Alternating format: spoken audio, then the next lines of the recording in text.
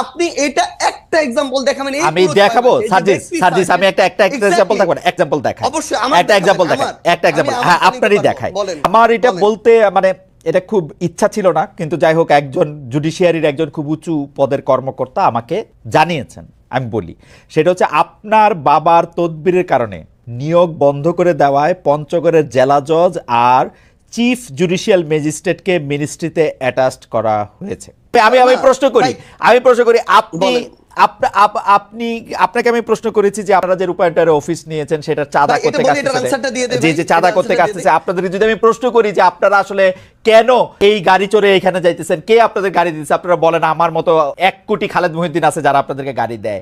একই কালচারে আপনারা পড়তেছেন না, একই কালচারে আপনারা ব্যবহার করতেছেন না, আপনাদের কাছে তদবির আসতেছে, আপনারা তদবির করতেছেন, তো বিভিন্ন জায়গায় আপনারা তদবির করতেছেন, তো করতেছেন না, আসতেছে আপনাদের কাছে ভাই আসতেছে 100টা, হ্যাঁ করতেছি না ভাই। আপনি একটা রেফারেন্স বের করে দেখাবেন যে এই তদবিরটা করছি।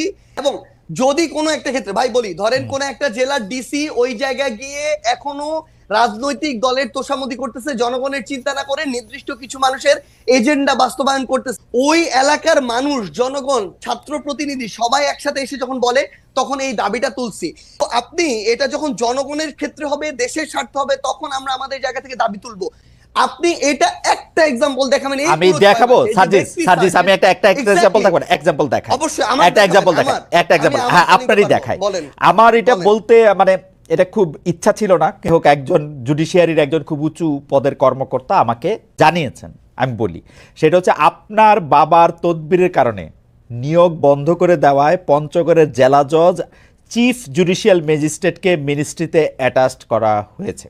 ভাই শোনেন একটা কথা বলি, মানে এই যে মানে এটার চেয়ে বড় প্রোপাগান্ডা, এবং মানে পঞ্চগড় জেলার যত মানুষ আছে তাদেরকে জিজ্ঞাসা করবেন, পুরো পঞ্চগড় জেলার বৈষম্য বিরোধী ছাত্র আন্দোলন আছে তাদেরকে জিজ্ঞাসা করবেন, পুরো পঞ্চগড় জেলার বৈষম্য বিরোধী ছাত্র আন্দোলন পুরো জেলা কোর্ট থেকে শুরু করে এভরিথিং ব্লক করে রাখছিল শুধু একটা কারণে, এই জেলা জজ এবং চিফ জুডিশিয়াল ম্যাজিস্ট্রেট তারা তাদের জায়গা থেকে একটা নিয়োগ প্রক্রিয়ার পরীক্ষার আগে তারা বিভিন্ন জায়গায় ম্যান সেট করে রাখছিল, এবং ওইখানে যারা পরীক্ষার্থী ছিল তাদের প্রতিবাদের মুখে পড়ে তারা পরীক্ষাটা পর্যন্ত বন্ধ করে দিতে বাধ্য হয়। এবং সবচেয়ে মজার বিষয় হচ্ছে ওইখানে অ্যাপ্লাই করেছিল মনে করেন 2000 স্টুডেন্ট, তারা তাদের মতো করে বিভিন্ন এক্সকিউজ দিয়ে প্রায় অর্ধেক স্টুডেন্টকে পরীক্ষা দিতেই দেয় না, বাকিদেরকে দিয়েছিল।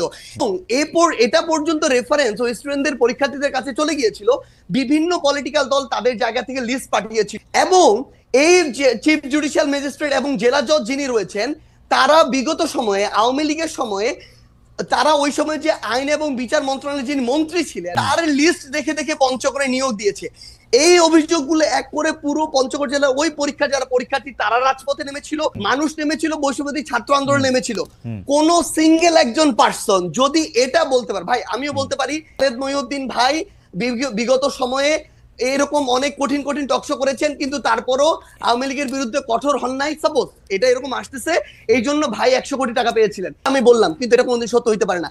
আপনি সিঙ্গেল এরকম একটা দেখাবেন যে কেউ একজন বলবে যে আমাদের একটা রেফারেন্স ওই জায়গায় গিয়েছিল যে কারণে আমরা এটা বাধা দিয়েছি। প্রথম কথা, আপনি কি এই সমস্যার সমাধান করলেন? মানে এই সমস্যার সমাধানে আপনি নেতৃত্ব দিলেন? ধরেন এই পঞ্চগড়ের জেলা, আমি কেন নেতৃত্ব দিব? না ভাই, সবচেয়ে বড় শুনেন, আপনার কাছে অভিযোগটা আসছে তারপর আপনি এটা সমাধান করলেন, ব্যাপারটা কি এরকম? না, আমার কাছে অভিযোগ কেন আসবে? আমার কাছে কোনো অভিযোগই আসে নাই। আমরা আমাদের জায়গা থেকে যে জিনিসটা দেখেছিলাম যে যখন পঞ্চগড় জেলার বৈষম্যবিরোধী ছাত্র আন্দোলন এই একটা মানে আগে থেকেই ঠিক করা নিয়োগ প্রক্রিয়ায় যাচ্ছিল, এবং তাদের আগের রেকর্ডগুলো এরকম বিভিন্ন রেফারেন্সে, বিভিন্ন সুপারিশে এবং অর্থ লেনদেনের মধ্য দিয়ে তারা নিয়োগ দিয়েছে। পুরো বৈষম্য বিরোধী ছাত্র আন্দোলন শুধু না, পুরো পঞ্চগড় জেলা জজ কোর্ট জানে, যত অ্যাডভোকেট আছে সবাই জানে।